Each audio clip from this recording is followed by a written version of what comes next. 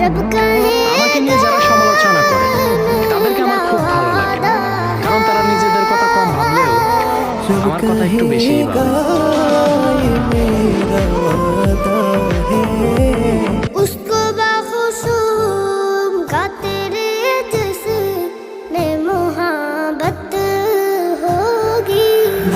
सरकार की पढ़ता हूँ मैं, बस इसी बात से घर में मेरे रहमत होगी। मत सरकार की पढ़ता हूँ मैं, बस इसी बात से घर में मेरे रहमत।